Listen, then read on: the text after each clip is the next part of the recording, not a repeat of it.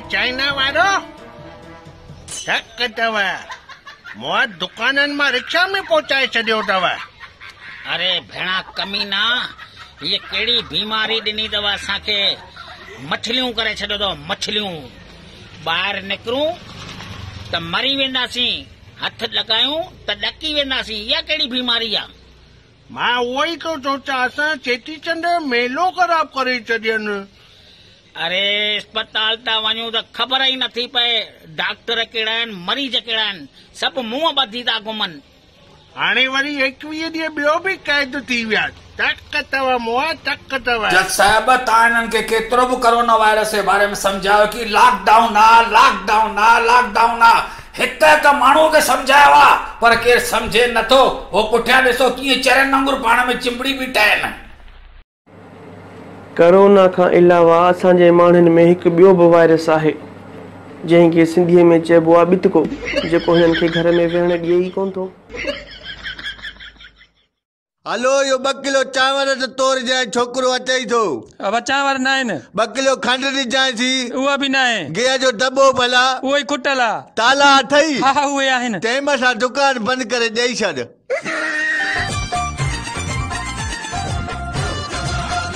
इहे सुहिणा माण्हू सिंध जा, असांखे सिंध त ॾाढो नाज़ आहे।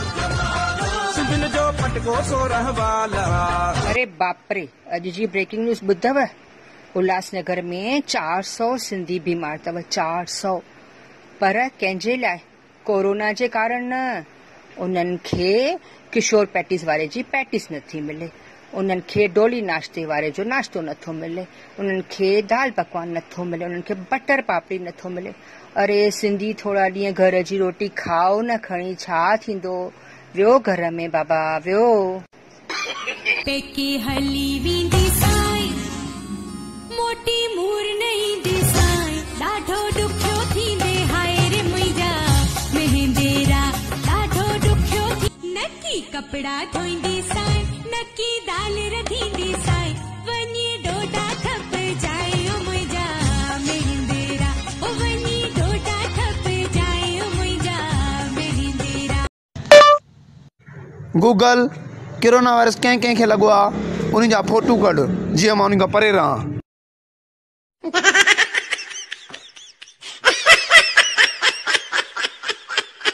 पेव चीन वारा भगवान जी को मार पेव मुआ दाद अलाए छा मुआ खाईंदा हुआ, सभु कुझु मुआ खाईंदा हुआ, नांग खाईंदा हुआ, बिल्लू खाईंदा हुआ, चमकाद जा सूप बि पीअंदा हुआ। मुआ असां हाणे छा खाऊं? असांजो मुंहुं सभु बंदि करे छॾियो अथव। बटर पापड़ी, डोलीअ वारे जो नाश्तो खाईंदासीं, न डोलीअ वारे नाश्तो ॾिसी था सघूं, न खाई था सघूं पिया, न किशोरी पैटिस था खाई सघूं पिया। मुंहुं मार को पियो भॻवान जी, भॻवान को पुॾेवसि। असांजा मर्द सॼो ॾींहुं घर वेठा आहिनि, असांजा दिमाग़ ई मर्दनि ख़राबु करे छॾियो आहे। हे ठाहे ॾे, हो ठाहे ॾे, सभु मां चंडरा तव्हांजे करे थियो आहे। ही ठाहे, हू ठाहे, सॼो ॾींहुं दिमाग़ चट करे मारियो अथनि असांजो। खाली सॼो ॾींहुं चवनि ही ठाहे ॾे, हू ठाहे ॾे, ही ठाहियूं न, ही ठाहियूं न, कयूं त कयूं छा?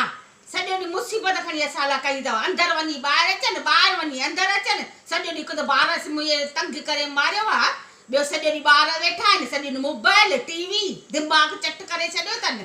अहिड़ो मुंहुं करोना आयो असांजे त जेल में, सेंट्रल जेल में असांखे बंदि करे मुंहुं मारियो आहे, तपाए मरे, तेल करे ॾिनो आहे, चंडे मरे।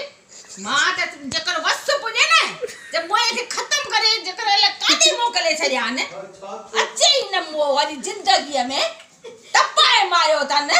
हीअ कहिड़ी बीमारी आई दुनिया डोलिया, तो छा भोलेनाथ वरी टीह खे खोलिया। एॾी कावर कबी आहे छा? सभु ॾकी विया आहियूं, छा थो सम्झाइण चाहीं प्रभु? सभु सम्झी विया आहियूं। कम वारनि मायुनि जे बदिरां सभु कम पाण कयूं पिया, झाड़ू पोचा बर्तन कपिड़ा सभु कुझु पाण धोऊं पिया।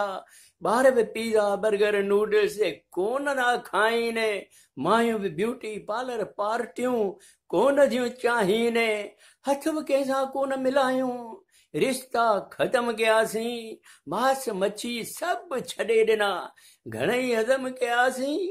फिल्मुनि वारा डिस्को डांस बि कोन था करायूं, टीवीअ ते बि रामायण ऐं भॼन पिया ॻायूं। वरी न भुल कंदासीं तोबा कई वरी न भुल कंदासीं हाणे त हेठि निहार बीमारीअ खे भॼाए दाता थोरो त खिली ॾेखार ये